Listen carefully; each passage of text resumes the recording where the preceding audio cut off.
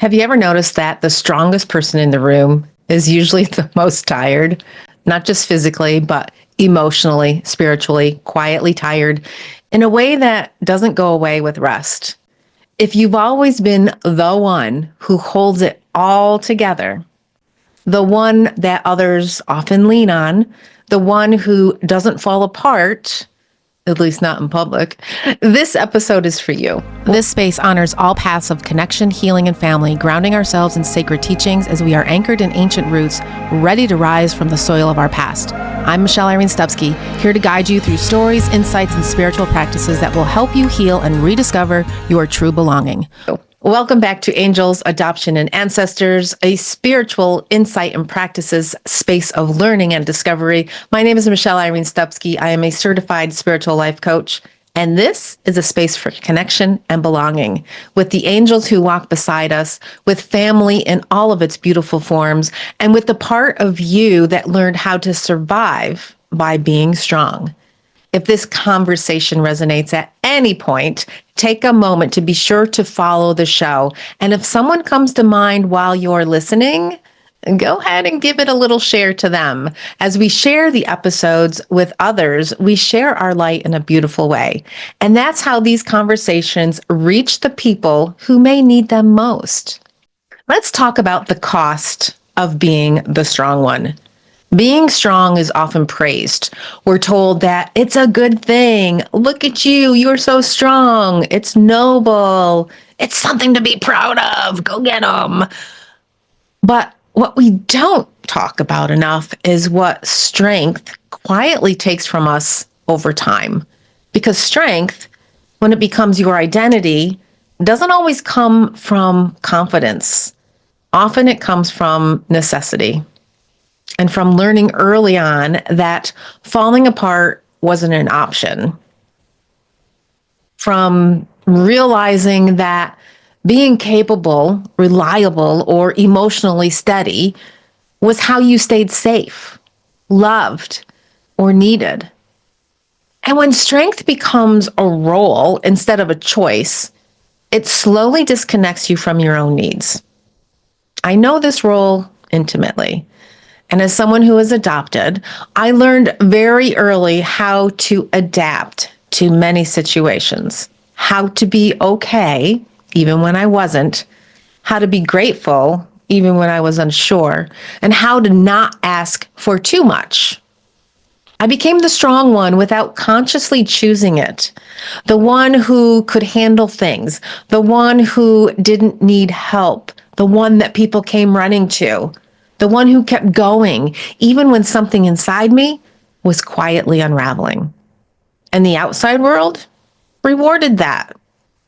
I was praised for being resilient, for being composed, holding it all together, having it all.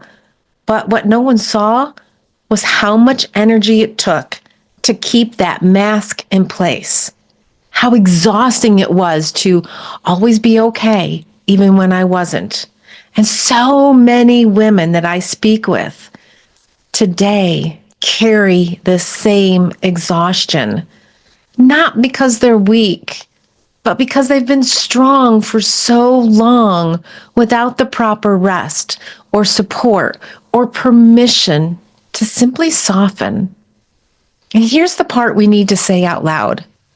The cost of being the strong one is often disconnection from yourself. When you're always holding spaces for others, you stop checking in with what you personally need.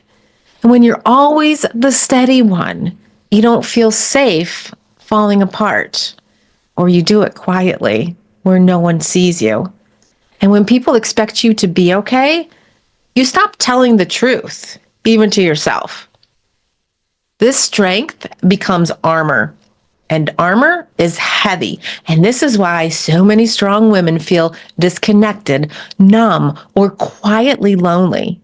Not because they're doing something wrong, but because strength has been doing all the talking, doing all the lifting, and tenderness hasn't had room to speak. This is where our angel team comes into play, not as fixers, but as companions. Angels won't ask you to stop being strong. They simply remind you that you don't have to carry everything alone. In my own journey, working with angels didn't make life easier overnight. That's for sure. But it made life softer. It brought in that tenderness that I longed for. They met me in the moments when I didn't know how to put the armor down, when I didn't know how to speak for what it was I needed. They offered comfort before clarity, presence before answers, and slowly I learned this. Strength doesn't disappear when you soften. It transforms in beautiful ways. And when angels walk with you, they help you come home to the parts of yourself that have been longing to be seen, that learned to hide behind the capability. They don't rush you into vulnerability. They sit with you until safety returns. And safety is what allows that strong one to finally rest and breathe.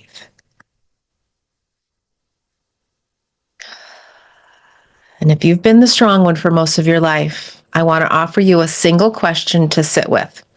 Where am I carrying more than is actually mine to hold? You don't need to answer it today. Just notice what your body does when you ask it this question. Strength doesn't need to be dismantled. It needs to be supported. And where are we going to find that support? Through divine angelic guidance. So thank you for being here. If this episode named something that you've been carrying quietly, let that naming be enough for now. You don't have to fix it. You don't have to explain it. You don't have to share it with anybody. You don't have to justify your tiredness. And if this conversation resonated, follow the show to be sure you don't miss out on what is coming, because I have a great lineup for you this season. And share this episode with someone who has always been the strong one, the one you never checked in on, the one that probably needs it the most. Angels, adoption, and ancestors grows through connection, not clicks. And I'm grateful that you are a part of this beautiful sacred circle. And if you want to explore more, come on over to the Divine Angelic Guidance community. It's absolutely free, and it is filled with beautiful new things for you to discover in your spiritual practice, including the monthly membership Back to Me program, where we gather together, we support one another in so many amazing ways. I'd love to see you over there. So until next time, you don't have to be strong here. You're allowed to be held, and I'm holding space for you energetically and lovingly.